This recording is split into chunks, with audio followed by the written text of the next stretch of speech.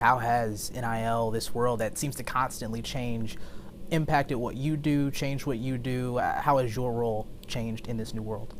Well, I talk to attorneys a lot more than I used to, but it's been important that you continue to realize it's not the same college sports that it was 10 years ago, and that we have to evolve with that, we have to change with that, we have to maybe push the envelope on some things that we historically wouldn't. It's a new world for Alabama AD Greg Byrne. With NIL and revenue sharing, it's Byrne's hope that a path forward becomes clear. What I think hopefully in this new world we'll see is the NIL deals that really weren't at market rate. You didn't see professional athletes get deals like these.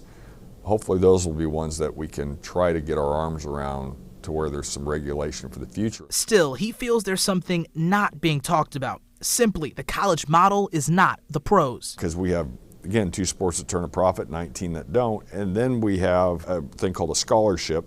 That's real dollars that we invest in our young people in our programs, and all you saw out of the narrative, often out of the plaintiff's side and out of the unionization side, is, well, unpaid labor, unpaid labor. It's like, well, for unpaid labor, we sure are investing a lot of money into the experiences of our young men and young women. Not saying we shouldn't evolve, we need to evolve, that's important. But at the same time too, if you're going to talk about it fairly and accurately, it's important to have balance on that conversation, and I think that was often missing. How do you find that balance? I'm sure those are discussions you're having with other administrators. Yeah, you talk about it in a few different ways. One is I'm talking more openly with our student athletes about it. If you're on a full ride scholarship, what we invest in you academically, athletically, socially, nutrition, medical, across the board averages $198,000 a kid annually. I'm proud of that.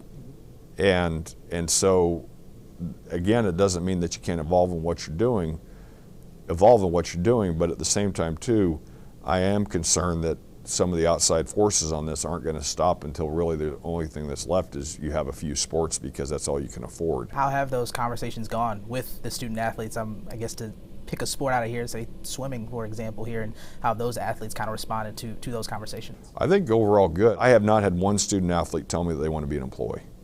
Okay, I've not had one student athlete say, man, I've got a really bad experience here at Alabama. What do you hope, what do you think the future holds for Alabama athletics? What do you see this going in this new world? One thing for sure, it's going to continue to evolve. Number two is I don't want us to lose education as a foundation of what we do. Education changes lives. It breaks challenging cycles at times that people can have in their lives. And the more educated we are, the broader perspective we're going to be able to have in our life. On top of that, I'm never going to have us apologize for wanting to play in big-time college sports.